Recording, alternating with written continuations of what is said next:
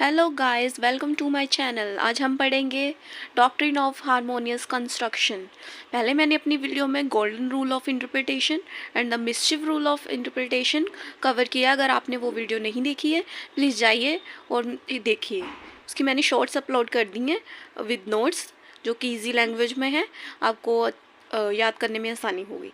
ठीक है, तो अब हम स्टार्ट करते हैं doctrine of harmonious construction. The doctrine of harmonious construction is the essential rule for interpreting the statute. This doctrine states that when there is a conflict between two or more statutes or between two different parts or provisions of the statute, it should interpret them in the way as they harmonious them.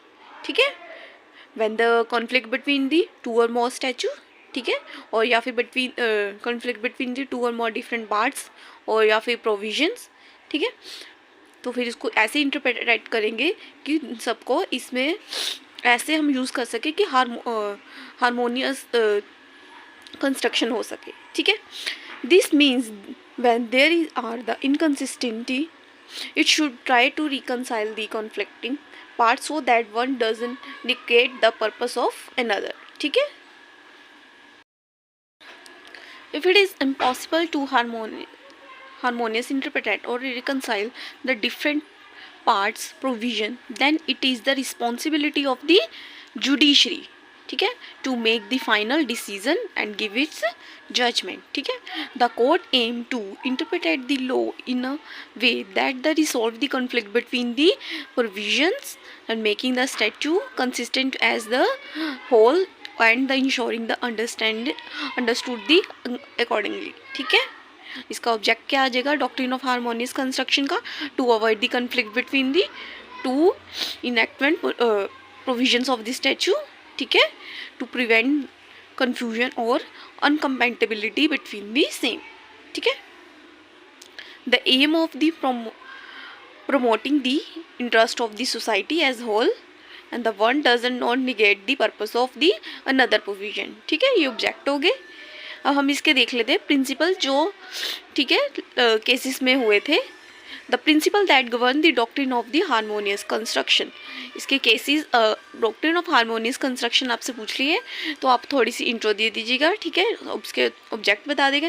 Then case law के बिना question incomplete है। Mostly interpretation of statue में आपको case जरूर लिखने हैं। ठीक है, अब हम देख लेते हैं case. The commissioner of income tax versus mister Hindustan bulk carrier. ठीक है, the court should make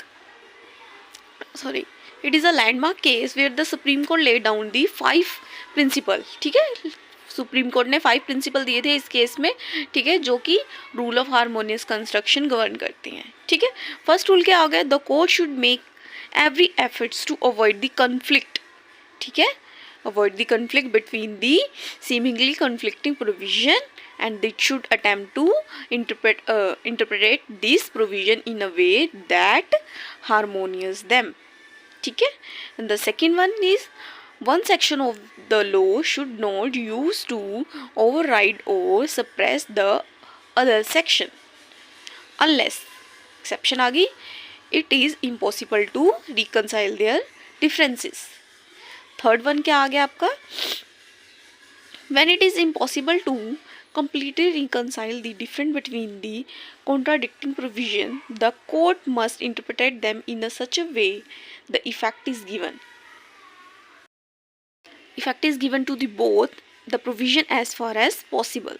Fourth principle क्या आ गया? The court must also keep in mind that interpretation that reduce one provision to a useless number or debt is not harmonious construction. ठीक है, ये harmonious construction नहीं है अगर वो यूजलेस नंबर, ठीक है, और डेट, ठीक है, ये हारमोनियस कंस्ट्रक्शन नहीं है। ऐसी इंटरप्रिटेशन नहीं करनी जो यूजलेस हो जाए और डेट कर दे प्रोविजन को। ठीक है, एंड द फिफ्थ प्रिंसिपल क्या आ गया? Harmonious is not to destroy any statutory provision और टू रेंडर इट्स फ्रूटलेस। ठीक है, अब देख लेंगे application of harmonious construction.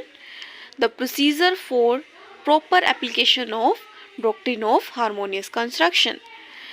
both the conflicted provision should be given equal importance to minimize their inconsistency.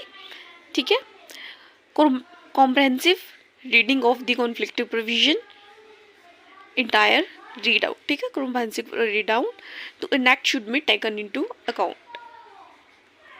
When the dealing with the contradicting provision, the court should consider the provisions with the broader scope. And थोड़े और cases देख लेते हैं. ठीक है, MS Sharma versus Shauri Krishna Sena. ठीक है, the rule of harmonious construction was applied to resolve the conflict between the article 19(1)(a and the article 194 clause 3 of the constitution. ठीक है, कौन कौन सी प्रोविजन के बीच में कॉन्फ्लिक्ट हो गया था? 19(1)(a and the 194 clause 3 of the constitution. ठीक है, तो इसमें फिर doctrine of harmonious construction use की थी. ठीक है, इसमें क्या हेल्ड हुआ था? Right to freedom of speech under article 19(1)(a is to be read with the subjected to the power, privileges, immunity of the House of Legislature under Article 194 Clause 3. ठीक है, नेक्स्ट केस आ गया हमारे पास क्वेशी versus state of Bihar. ठीक है, इस में supreme court ने क्या हेल्ड किया था?